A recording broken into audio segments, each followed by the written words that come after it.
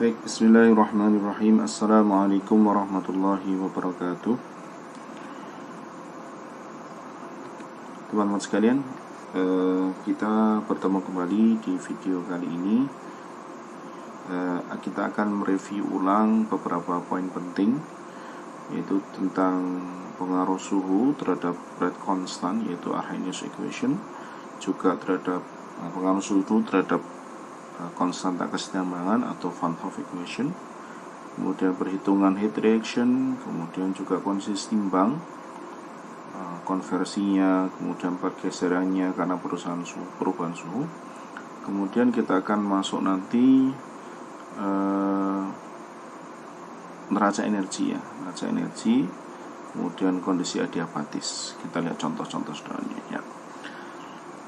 Langsung saja ya.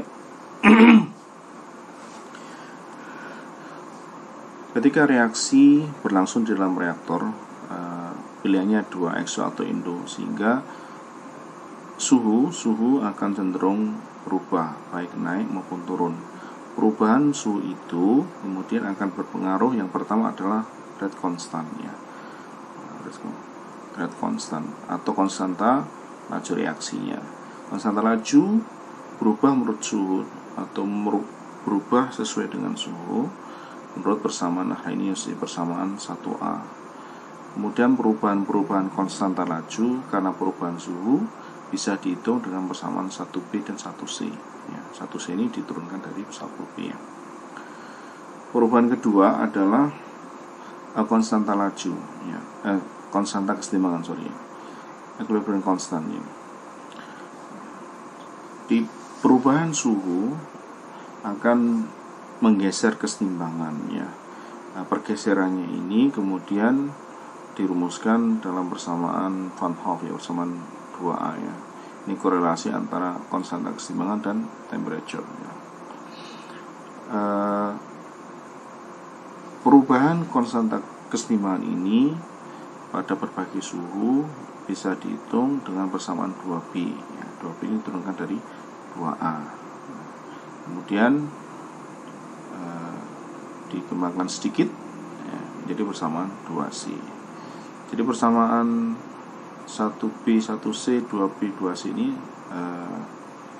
ya, ini persamaan pokok penting ya, itu persamaan pengaruh suhu ya. Tetapi persamaan 2 ini hanya berlaku ketika reaksinya adalah bersifatnya reversible atau dua arah ya. Kalau hanya satu arah tentu hanya consider yang rate constant saja. Yang dua ini bisa kita abaikan ya. Baik, kemudian bagaimana menghitung panas reaksi? Ya, panas reaksi sudah kita bahas pada pertemuan sebelumnya dan juga pada mata kuliah yang lain. Perhitungan panas reaksi ini bisa didekati dengan hukum Hess ya, hukum Hess.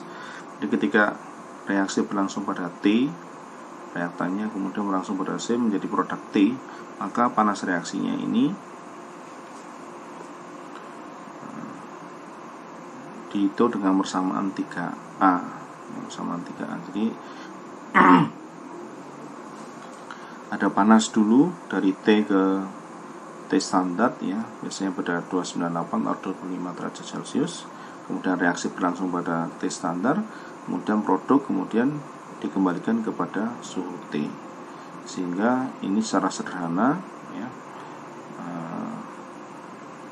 proses diagram Hess ini dinyatakan dalam persamaan 3H ini, 3H ya, itu delta HR sama dengan delta H pada kondisi standar integral delta CP dt ya. Delta CP maksudnya di sini adalah yang perubahan CP CP produk dengan CP reaktan ya. Kalau kemudian CP nya adalah konstan, bukan fungsi suhu, maka persamaan 3A menjadi 3B ya. Itu hanya jika CP nya konstan ya. Kalau CP nya fungsi suhu, tentu saja ya tidak sesimpel ini ya. Baik, ini adalah contoh bagaimana ketika CP nya tidak konstan ya. Kita lihat di sini. Jadi delta CP itu CP-nya produk dikurangi CP reaktan. Kalau kita punya reaksi A menjadi R plus S, di mana koefisien stoichiometrisnya A kecil, R kecil, dan S kecil, maka kemudian delta CP adalah CP-nya R plus CP-nya S dikurangi CP-nya A, masing-masing dikalikan dengan koefisien reaksinya stoichiometrisnya, itu persamaan 3D ini. Bagaimana CP yang tidak konstan itu? Tidak konstan berarti dia CP-nya dia berubah menurut suhu. Secara matematis bisa dinyatakan dalam persamaan 3E. Jadi CP baik A, R maupun S, reaktan produk ini fungsi suhu. Masing-masing ada konstantanya, ada alfanya, ada betanya, ada gamanya, adalah konstanta CP ya. Nilainya tentunya berbeda-beda ya. Ini sebenarnya kan alfa T pangkat 0 ya, beta T pangkat 1, gamma T pangkat 2 begitu ya. Ini menunjukkan bahwa reaktan dan produk CP-nya tidak konstan. Nah, terus bagaimana menghitungnya? Menghitungnya ya sederhana saja. Karena ini masing-masing ada alfanya, betanya, dan gamma, maka kita hitung dulu konstanta CP konstantanya, delta konstantanya. Misalnya delta alfa itu ada delta alfa, ada delta beta, ada delta gamma. Itu sederhananya begitu. Karena masing-masing ada alfa, beta, dan gamma. Maka alfa delta alfanya ya tinggal alfa R plus alfa S dikurangi alfa A produk ya. Betanya juga beta produk tuh kan, beta reaktan, dan seterusnya, masing-masing dikalikan dengan koefisien stoichiometrisnya, sehingga nanti persamaan berapa tadi? 3 ya. Kita lihat ya, 3A kita bisa tuliskan menjadi di sini delta HR-nya sama dengan delta R standar plus integral CP dt kan begitu ya, delta CP dt.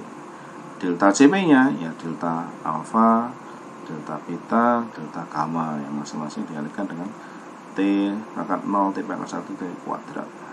Ini kemudian kalau kita integralkan ya, masing-masing di sini integralkan, diselesaikan ya, ini yang integral dt ya, delta alfa dt ya, kalian tinggal kalikan T ya.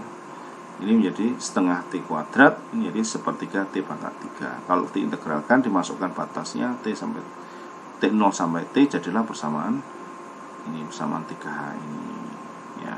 Ini bisa dipahami ya, dari 3G ke 3H ini.